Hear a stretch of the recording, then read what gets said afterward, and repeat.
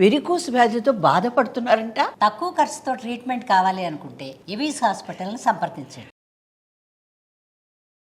వాగర్థావివ సంపృక్తౌ వాగర్థ ప్రతిపత్తయే జగతః పితరౌ వందే పార్వతీ పరమేశ్వరౌ. ఆదిత్యాయ చ సోమాయ మంగళాయ బుధాయ చ కురు శుక్ర శనిభ్యశ్చ రాహవే కేతవే నమః. శృంగేరి జగద్గురు పీఠాధిపతులకి, కంచి పీఠాధిపతులకి నమస్కారములు తెలియజేసుకుంటూ, ఇక 12 రాశులలో జన్మించినటువంటి వారికి మే 16వ తారీఖు నుంచి 31వ తారీఖు వరకు ఏ విధంగా ఉండబోతుందో తెలుసుకునే ముందు గ్రహ సంచారం తెలుసుకుందాం. వీక్షించేటువంటి ప్రేక్షకులకి ఒక సూచన: గురువు మారాడు. అలాగే 18వ తారీఖు నుంచి రాహువు కేతువు కూడా మారబోతున్నారు. అంటే ఉన్నటువంటి నవగ్రహాలలో ప్రధానమైనటువంటి గ్రహాలు మారబోతున్నాయి. కాబట్టి ఆల్రెడీ ప్రేక్షకుల్లో వివిధ రాశుల్లో జన్మించినటువంటి వారికి చాలా మౌలికమైనటువంటి మార్పులు ఏప్రిల్ నెల నుంచే ప్రారంభమయ్యాయి. ముఖ్యంగా ఈ మే నెలలో 16 నుంచి 31వ తారీఖు వరకు ఎలా ఉండబోతుంది అనేటువంటి విషయాన్ని తెలుసుకునే ముందు గ్రహ సంచారం తెలుసుకుందాం. మేషంలో బుధుడు, అలాగే వృషభంలో రవి, మిథునంలో గురువు, కర్కాటకంలో కుజుడు, అలాగే 18వ తారీఖు నుంచి కేతువు సింహంలో, రాహువు కుంభంలో. ఇక చూసుకున్నట్లయితే వెరసి ప్రధానంగా 3 గ్రహాల కలయిక మీనరాశిలో, శుక్రుడు శని రాహు యొక్క కలయిక. ఇది ప్రధానంగా గమనించదగినటువంటి విషయం. మే 16వ తారీఖు నుంచి 31వ తారీఖు వరకు మిథున రాశిలో జన్మించినటువంటి వారికి ఏ విధంగా ఉండబోతుందో తెలుసుకునే ప్రయత్నం చేద్దాం. రాశి వారికి 14వ తారీఖు నుంచి గురుడు మిథున రాశిలోకి సంచారం చేశాడు. కావున ఏంటి, ప్రతి పని యందు కూడాను నిదానంగా పని చేసుకోవాలనేటువంటి ఆలోచన కలిగి ఉండడం. అలాగే మీరు గమనించినట్లయితే ఓవర్ వెయిట్ అవుతుండడం అనేటువంటిది మీరు గమనించగలుగుతారు. పోను పోను మీకు అది అర్థమవుతుంది, ఎందుకు వెయిట్ పెరుగుతున్నాను అనే విషయం మీకు. ఇక ముఖ్యంగా దేవతా అనుగ్రహాన్ని పొందగలిగితే ఈ మిథున రాశి వారు చాలా మార్పులు మీ జీవితంలో చూస్తారు. గొప్పదైనటువంటి పాజిటివ్ ఎనర్జీని పొందగలుగుతారు. ముఖ్యంగా శని దశమ స్థానంలోకి రావడం, అలాగే గురువు రాశిలోనే సంచరిస్తూ ఉండడం, రాహుకేతులు కూడాను మార్పు జరుగుతూ ఉండడం, ఈ కారణం చేత చాలా వైవిధ్యభరితంగా ఉంటుంది. అంటే ప్రోత్సాహకరమైనటువంటి వాతావరణంతో పాటుగా ఈ మిథున రాశిలో జన్మించినటువంటి వారికి చేస్తున్నటువంటి వృత్తి, ఉద్యోగ, వ్యాపారాల్లో పలు నిర్మాణాత్మకమైనటువంటి మార్పులు జరగబోతున్నాయి అని చెప్పవచ్చు. ఇక 2వ ఇంట కుజుని యొక్క సంచార ప్రభావము మీ యొక్క వాక్కుని అదుపులో పెట్టుకోమని చెప్పబోతుంది.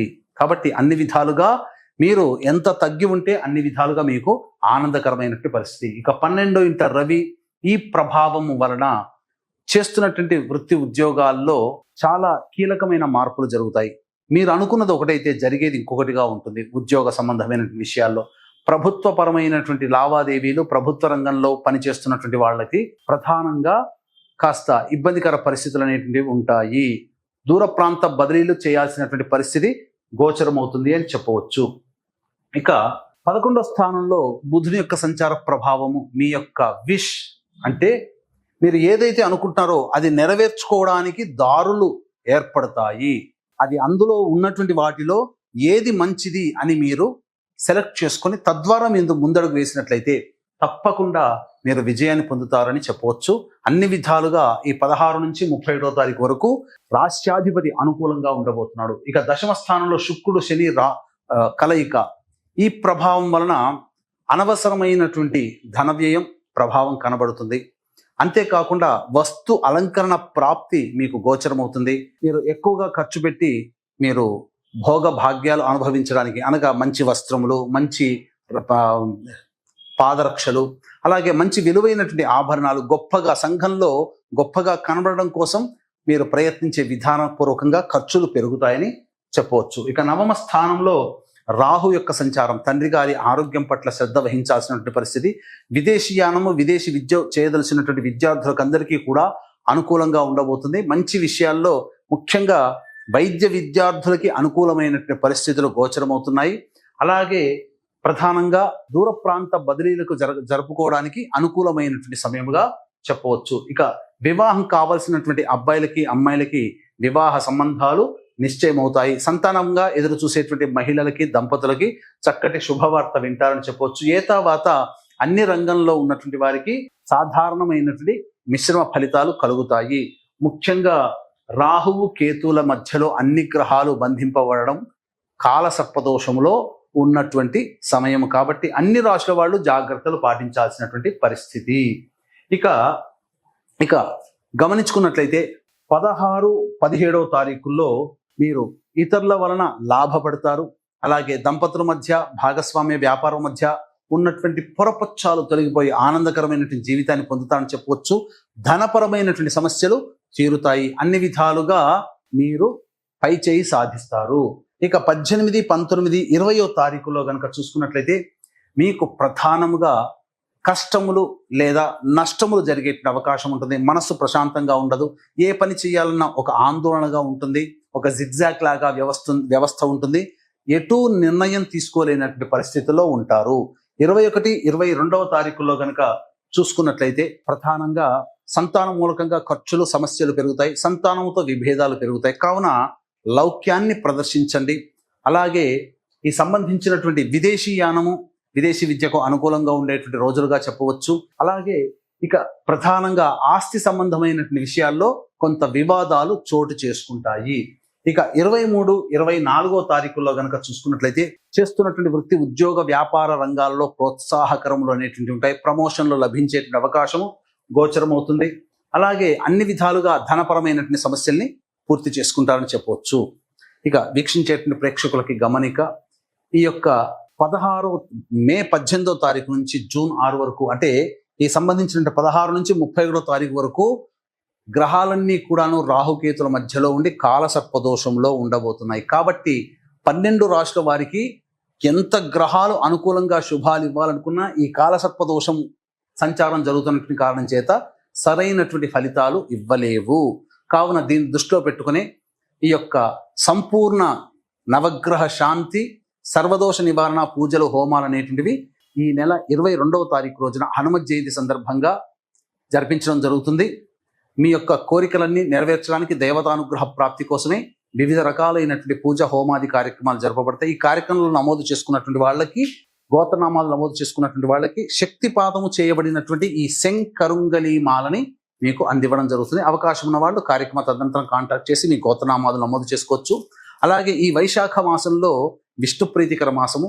ఇందున సరస్వతీ నది పుష్కరాలు వస్తున్నాయి. కాబట్టి సరస్వతీ నదీ తీర ప్రాంతంలో తండ్రి వైపు, తల్లి వైపు 3 తరాల్లో మరణించినటువంటి వాళ్ళ ఆత్మతృప్తి కోసం పిండ ప్రధాన కార్యక్రమం, తర్పణాది కార్యక్రమాలు బ్రాహ్మణుని కర్తగా పెట్టి చేయించడం జరుగుతుంది.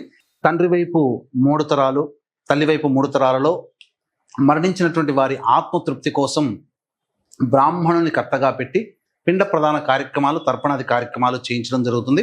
అవకాశం ఉన్న వాళ్ళు కార్యక్రమం తదనంతరం కాంటాక్ట్ చేసి మీ గోత్రనామాలు నమోదు చేసుకోవచ్చు. ఇక 25, 26వ తారీఖుల్లో ప్రధానంగా గుర్తుపెట్టుకోండి, ఇవి చాలా కీలకమైనటువంటి రోజులుగా చెప్పవచ్చు.